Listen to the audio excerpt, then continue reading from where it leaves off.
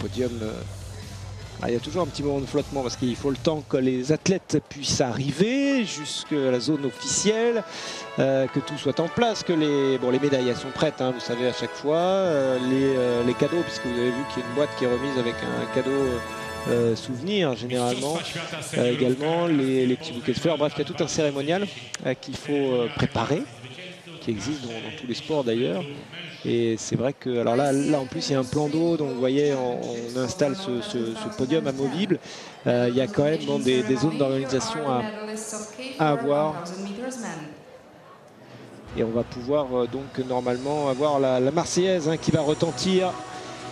C'est un moment important. Oui, on va gonfler les poitrines, Jérôme, pour une fois.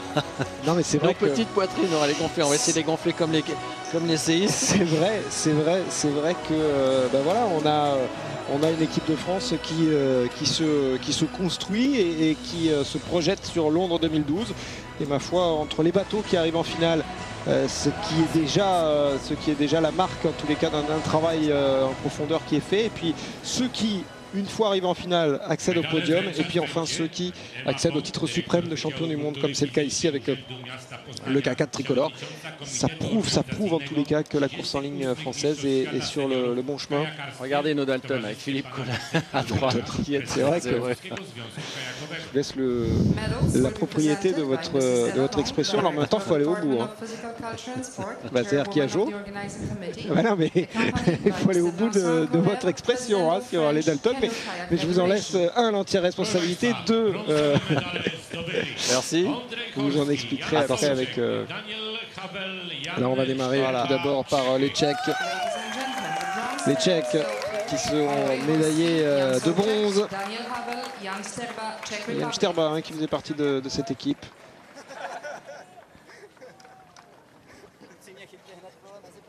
En ski, Souček, Havel, Sterba. Voilà l'équipage tchèque qui remporte cette médaille de bronze. Alors ce qui est encourageant pour les Français, c'est d'autant plus encourageant que c'est une médaille collective. Et ça c'est très bien. Nous avons eu une époque des médailles individuelles. On se rappelle de Babak Amir Tamaseb qui avait été champion du monde. Mais là, une médaille collective, ça apporte encore davantage d'importance à cette équipe de France, et je crois que c'est le départ de bonnes choses, parce que lorsqu'on a un collectif qui va bien, et bien en général les individualités s'expriment, et ça c'est plutôt bien. On a toujours dit qu'on n'avait pas assez de bateaux en équipage. Et bien voilà, c'est fait pour l'équipe de France.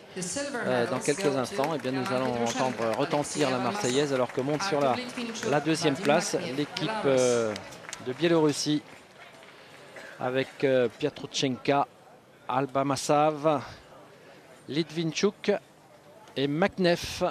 Voilà l'équipage représentant Biélorussie, là aussi un magnifique équipage qui avait été champion du monde l'année dernière, et contrairement où les Français avaient pris la médaille d'argent, et bien c'est inversé cette année, et finalement Jérôme, nous allons voir dans quelques instants un moment essentiel pour la Fédération française de canoë-kayak, la Marseillaise. Oui, emmené maintenant par Vincent Holler, son nouveau président, et saluons surtout les entraîneurs François During qui s'occupe de ce K4 français.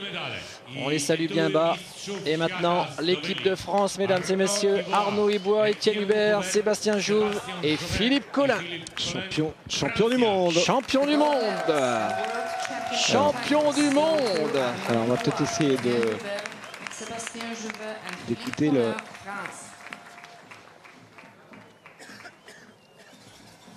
Voilà, Arnaud Ibois à gauche. Dans l'ordre, Étienne Hubert, Sébastien Jouve, le Rouennais, et puis le sociétaire du club de Strasbourg-aux-Vives, Philippe Collin. Bravo messieurs, bravo messieurs. Le K4 tricolore, champion du monde, qui a décroché ce titre mondial donc à l'issue d'une course enlevée, une course qu'ils auront maîtrisée, imposant leur tempo, leur rythme. Regardez Philippe qui a du mal à respirer. Philippe Collin plein d'émotions. Étienne Hubert également. un moment d'émotion pour le camp français, un moment de joie, de bonheur qui fait effacer beaucoup de choses. Une médaille d'or. Et dans quelques instants, mesdames et messieurs, la Marseillaise. Ladies and gentlemen, please rise for the national anthem of France.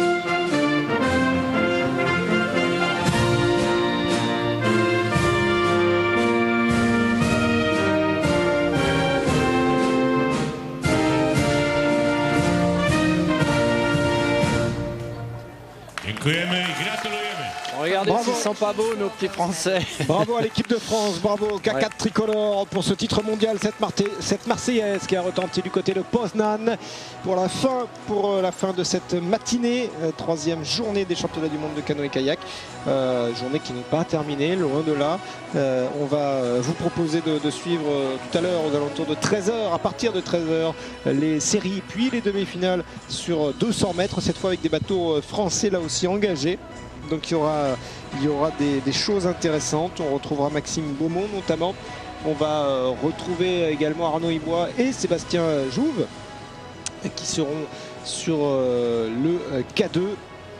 Arnaud Ibois, Sébastien Jouve, tout auréolé donc de leur médaille d'or. Ils ne pourront pas fêter ça immédiatement derrière. Il va falloir se reconcentrer immédiatement, rester dans la compétition. Bref, il y aura vraiment de belles choses encore à vous proposer à compter de 13h sur l'antenne d'Eurosport. Voilà pour ces championnats du monde de canoë-kayak course en ligne sur ce lac Malta de Poznan en Pologne.